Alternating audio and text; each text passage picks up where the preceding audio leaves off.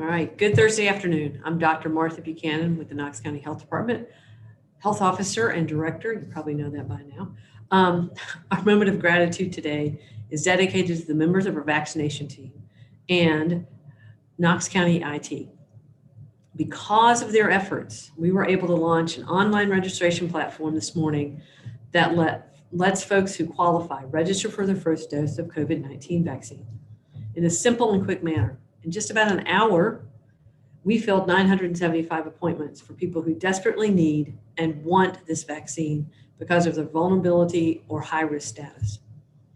We know this is just the tip of the iceberg, and there are many of you out there who still want vaccine, and we will continue to put additional opportunities out there as we receive more vaccine. Please keep an eye on our website and social media platforms, as well as our press brief and these press briefings for announcements. We will not be sending out text reminders to everyone, but pay attention to our website, social media, and these press briefings to learn when we're going to be offering those opportunities for people to get vaccinated. As a note, the 975 appointments will be held next Friday at the Expo Center. They've been separated into blocks of time to reduce long wait times.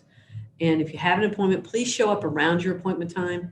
If you show up early, we're asking that you sit in your car to reduce the number of people in line. As a reminder, if you're coming, if you've signed up for an appointment, you need to bring necessary information of your eligibility, proof of age, like a driver's license, or maybe your work ID if you're getting vaccinated because of your work. And if you can print your email or keep your email confirmation of your appointment, that would be helpful too. You must wear a mask when you come to the vaccination appointments to protect your health and the health of those around you. The Knox County Health Department continues to vaccinate those who fall within the first priority groups. That includes healthcare workers, first responders, and those over 75 and older, among other groups. We have the full list of those who are eligible on our website, and then the Tennessee Department of Health also has a really nice little tool to determine your eligibility on their website. We want to be clear that these phases are set by the state and the federal government. Kchd does not set the requirements and will not be changing from what the state decides are the priorities across the state. We'll continue to follow the state plan, and if they make changes, we'll make changes, but we'll stay in step with the rest of the state regarding what phase we're vaccinating, what groups are in those phases. For a vaccine update, the Knox County Health Department just received over 5,200 doses of vaccine. So we've received nearly 10,000 doses since late December. So let me break that down before you get too excited, because some of those doses are already dedicated for second doses. Okay, so we've vaccinated a lot of people and they need a second dose. So 975 of those doses are first dose doses that will be given at the clinic next week. The rest are for second doses, and those clinics will be scheduled as well. So folks who've already gotten a dose of vaccine need their second dose, and we've received those doses. That's a lot of doses. Received those doses today, and we'll be reaching out in the near future to those folks to let them know when and where those clinics will be held. I believe most of those clinics are going to be held at the Expo Center.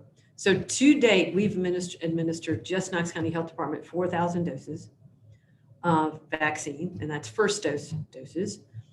This week, we've been vaccinating groups that fall into intellectually or developmentally disabled. And that's a high-risk group that health departments were charged with vaccinating.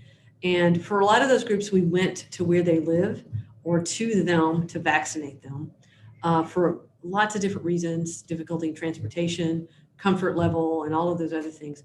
So these are clinics that take a little bit more time. It just takes a little more time to get these folks vaccinated. We're very happy to do it, but this week was a week of no big, large clinics, but some smaller clinics to get those very high-risk folks vaccinated.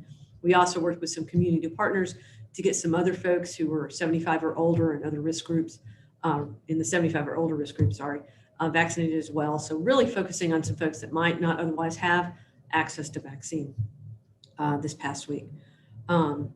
If we look at the statewide numbers of first dose vaccines, as of Monday, Knox County has vaccinated about 3% of our population with our first dose of vaccine. If you look at that map on the state website, you see everything from around 1% to around 6%. So we're kind of in the middle of all that. But if you do the math, that means about 14,000 people in Knox County have received their first dose of COVID-19 vaccine. So that's pretty good. That's a combination of people at long-term care, doses being administered by hospitals, and doses being administered by the Knox County Health Department. So currently, Knox County Health Department, the pharmacy partnerships with long-term care, and our hospitals are the primary vaccinators. That will not always be the case as we have more vaccine coming into the community, more vaccine reliably available. That vaccine will move into pharmacies, provider offices, and that's going to take some time, but we do anticipate that that will happen. And we look forward to when that happens because we know the more access points there are for vaccine, the more people will get vaccinated. And again, I just want to remind everybody, again, to be patient. We know that demand is going to outpace supply for a while. And that's not unique to Knox County. It's not unique to Tennessee. It's happening across the country. Demand is outpacing supply. And we look forward to the day when that's not so, but it's going to be a while before that happens. As we mentioned, while Kchd, I said that part. Sorry, I went off script. So now we'll move on to the local situation. We have 281 new confirmed cases since yesterday's report, 4,754 active cases, 170 Knox County residents are currently hospitalized, and sadly, we have 3 additional deaths to report today, raising our total to 386. And now we'll turn toward the benchmarks. As a reminder, all of the data we're going to talk about today is on our website. You can find it at covid.knoxcountytn.gov/case-count. Moving to the first benchmark, sustained reduction or stability in new cases for 14 days. Over this time period, we saw daily new cases climb back up over 300 per day, which is up from the previous reporting period. Because of this, we are representing this benchmark as red. It's important to note that we have seen a decrease over the past couple of days in this week regarding daily case updates. While this is encouraging and we hope the trends continue, we will have to wait and see whether that's true. So just a couple of days is not a trend. We need to see that sustained. Our second benchmark, community-wide sustained and increased diagnostic testing with consistent or decreased test result reporting turnaround time.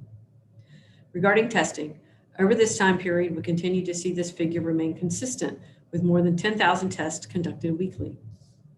Regarding lab turnaround time, this remains stable at 3.5 at a 3.5 day average for the community.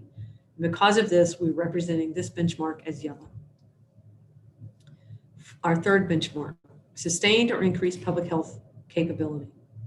Based on our internal assessment of our capabilities and acknowledging the continued need to prioritize our case investigations and eliminate our contact tracing in order to support additional response operations, we are representing this benchmark as red. We want to remind everyone to take personal responsibility and quarantine themselves at the first sign of exposure. Do not wait to receive a call from public health to start taking action. Isolate yourself if you have symptoms or have been exposed, and start calling your close contacts to make them aware so they can begin quarantining. Additionally, if you've been tested, regardless of whether you have symptoms, you need to quarantine until you get your test results. Our fourth benchmark, healthcare system capabilities remain within current and forecasted surge capacity. During this time period, there were flags detected for all categories. However, this past week, we have seen these numbers decrease slightly, which is encouraging and something we hope continues. After speaking with our hospital partners, they have recommended that the benchmark be represented as red. While the numbers look better than they have in recent weeks, we still must wait and see if that continues. As always, the hospital systems continue to meet routinely, work together to ensure that no system is impacted disproportionately, and plan their response together to best serve this community. The decisions regarding how to classify this benchmark are made in concert with our hospital partners, as well as taking all of the data into consideration. Our fifth benchmark, sustained or decreased COVID-19 related death rate for identified positive or probable cases. For this benchmark, we use a graph that shows the reported deaths of Knox County residents by date of death. During this time period, we have seen 58 deaths associated with COVID-19, which is an average of 4 deaths per day. This is just slightly down from what we reported last week. The information available leads us to continue to represent this benchmark as written. Under our supplemental data section, the first chart shows new daily COVID cases per 100,000 population. As of Wednesday, our 14-day trend line showed 64 new cases per 100,000.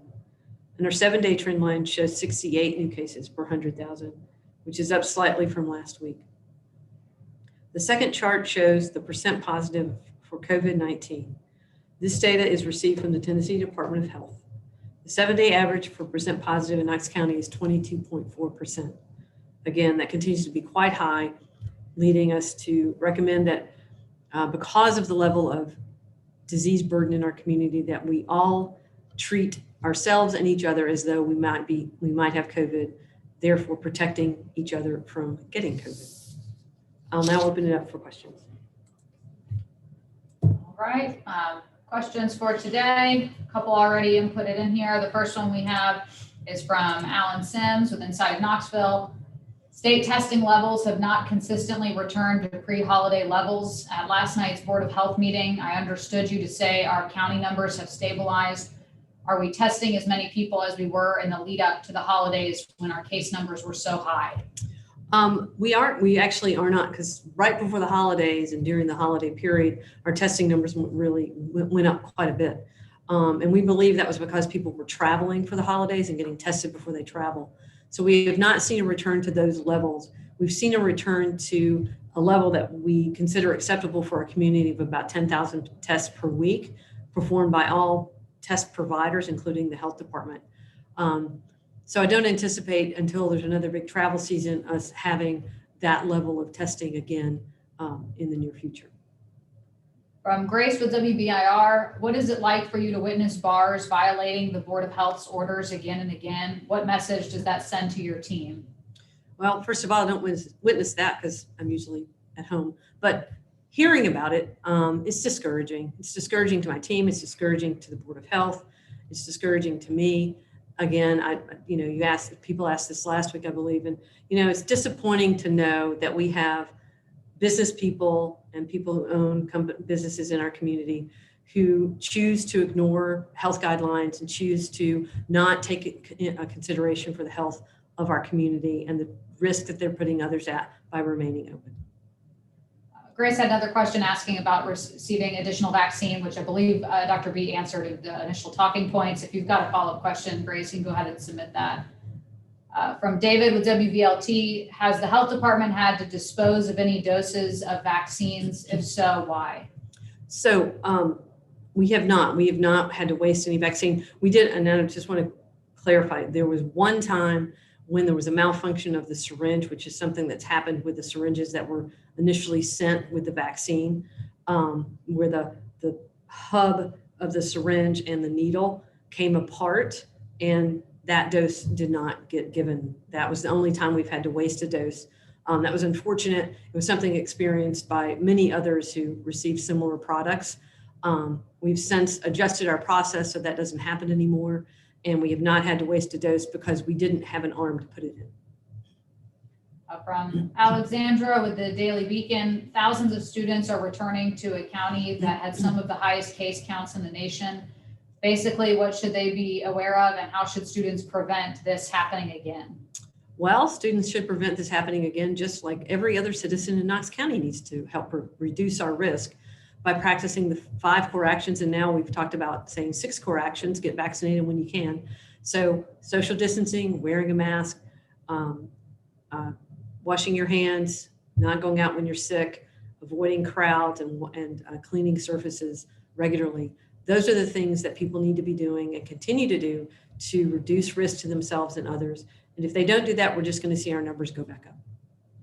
From David with WVLT, when does KCHD think they will be able to move into phase 1B of the vaccine plan in Knox County? That's a great question. You know, it depends. So much of that depends on things that are totally out of our control. One depends on vaccine supply. Again, not in our control, federal and state control. The other is vaccine uptake. And also across the state, health departments and regions and counties are trying to kind of stay pretty close to each other as far as phases. The state is asking us to coordinate with each other and stay in similar or close to the same phases as the other counties around us. And so that's another, so it kind of depends on how quickly the whole state moves forward. So there are a lot of things that are that we can't predict. And so I really can't really say when I think we'll do that, because we don't have a reliable supply of vaccine coming in. We don't know how much vaccine we're going to get on a regular basis. So it's hard for us to control for that. Also from David with WVLT, today there was a large jump of Knox County students quarantined. What concerns do you have about current cases in schools and what caused the jump? You'd have to ask the schools about that, or I don't have any details, and we don't talk about details of cases. So I'm sure that the school team, I'm sure they had cases and took appropriate steps to reduce risk for students and teachers. From Grace with WBIR, at the first clinic, you told us that the age groups under the current plan would start on certain dates regardless of the current phases. Is that still your understanding? And if so, when would 65 and up qualify in Knox County, assuming no changes? So great question. So guidance on the phases has varied and changed over time. Right now, we will just wait for when the state tells us to move to the next age group. And so, you know, that if you look at their website, I actually think that even their timeline has changed a little bit. So that'll be dependent on what the state recommends and how they see. So, you know, they can see the whole picture of the state and see, you know, how many people over the age of 75, what percentage of that population has been vaccinated. And whenever they feel that it's appropriate for us to move to that next phase, we will certainly do that. From Alexandra with the Daily Beacon, have any doses been left over at the end of a vaccination day? And is there a waiting list where residents can sign up to be notified if there are leftover vaccines? We are not at this time maintaining a waiting list. We do occasionally have doses left over. And what we do at that time is if somebody's worked the clinic and hasn't been vaccinated, we offer vaccine to them. We also are maintaining contacts with groups that serve people or are employers even of people in those groups. So first responders, medical providers, people who work with older folks. And we actually start making phone calls and say, hey, if you have some staff members who haven't been vaccinated, if they can get here in an hour or less, send them over and we'll vaccinate them. That's how we make sure we don't waste doses. And also, you know, so managing vaccine is not new to us. We do school-located vaccination clinics every year, and we waste very little vaccine during those clinics, and we vaccinate, I don't know, I can't remember the number anymore, thousands of students. And so my staff, our team is very good at managing vaccine. And so sometimes the doses, depending on the guidelines for that particular vaccine, can just be kept to till the next clinic. So sometimes there are doses that we have there, they stay in refrigeration, they come back and get put in refrigeration, and we use them the next time we have a clinic. So it's very few vaccine doses that we actually have to administer once we're done. So it's like, you know, it's always a low number. And we definitely, our goal, and they understand our goal, and they believe in the goal of not wasting a dose because it's such a precious commodity. From Jeff with WATE, did public concern about the first vaccination clinic influence the change to require reserved spots? And why were reservations not utilized during the first clinic? So the first clinic was done kind of really quickly, and we didn't have a reservation system to do that. Just to give you perspective, building the reservation system that we used this morning has taken all week and part of last week, actually. It started last week, over the weekend, and the rest of this week. because we did not want to put something out that was going to just crash. We didn't want to put something out that wasn't going to work. We didn't want to put something out that was going to be hard to use. So we were meticulous about developing that system. And thanks to IT and our team here, I'm very proud of what we put out. So it just takes a lot of time to get those things right and get them put together. So that's one reason. The other reason was we had some doses.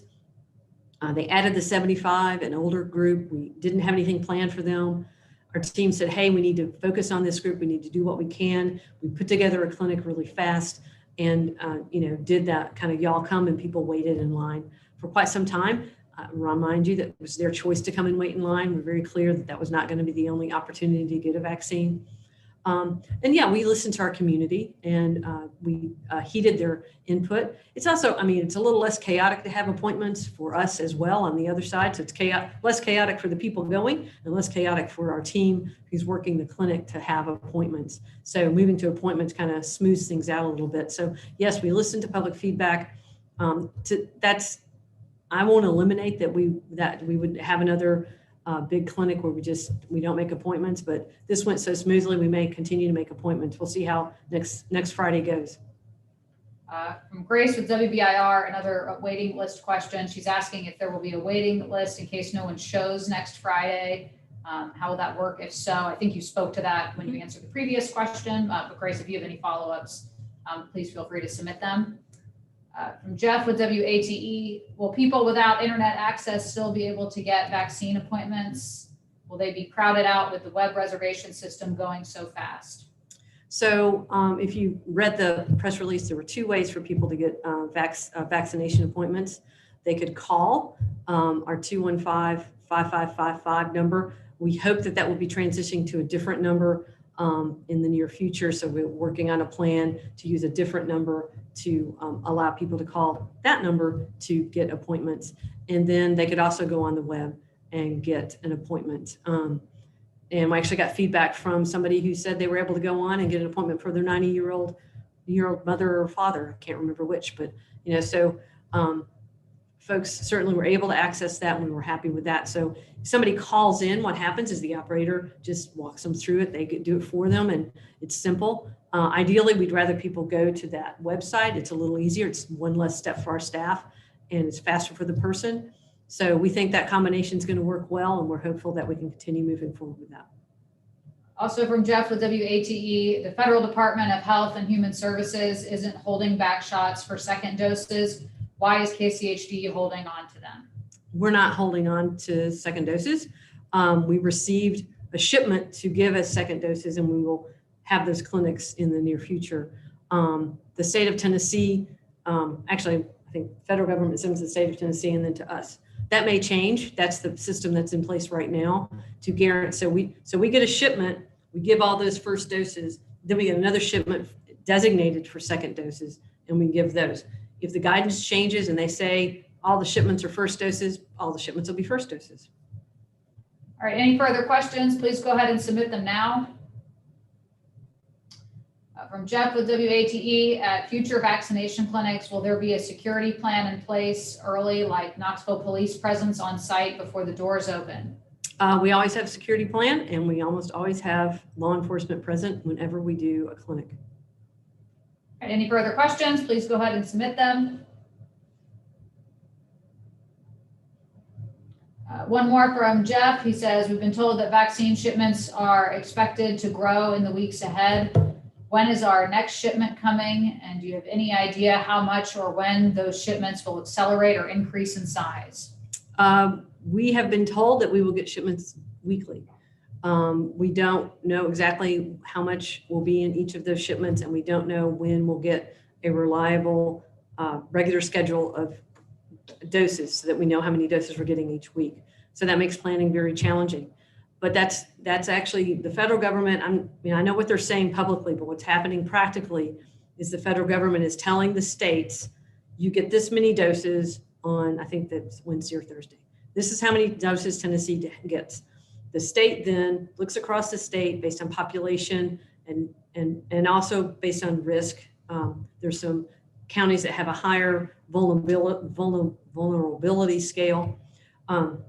and then they allocate doses from the state level, and then those doses are given out. And health departments and hospitals ask for the doses that they want to continue doing their vaccinations, and the state then has to decide how much of those requests get filled. So it's a complicated system, and I know that publicly the federal government is saying they're not holding back doses and all of that, but actually practically what's happening is that's what's happening right now. So that's why it's a little bit hard to plan, because we don't know what we're getting each week, and the state doesn't even know what we're getting each week. From Grace with WBIR, what's your message to those who haven't been able to get a vaccine yet? Please be patient and continue to practice the 5 core actions. And if you've been vaccinated, continue to practice the 5 core actions. That's what's going to protect our community. This is not the time to say, oh, vaccine's here. I don't have to wear a mask. I don't have to socially distance. I don't have to limit my interactions. This is a time to be really, really intentional about that. Our numbers have been really high. We've seen a little bit of decrease. If we're going to see that continue, everybody has to continue to practice the 5 core actions, including those who've been vaccinated. And the other word for this will be patience. And, we like to get what we want when we want it, and trust that we are getting those first doses out there and administering them as quickly as we can, as our other community partners, the hospitals and the pharmacies. And our goal is to get as many people vaccinated as quickly as we can. It's going to look different in different counties. And so it depends on the systems and the populations. That makes a big difference in how quickly a population gets vaccinated. All right, last call. Any further questions?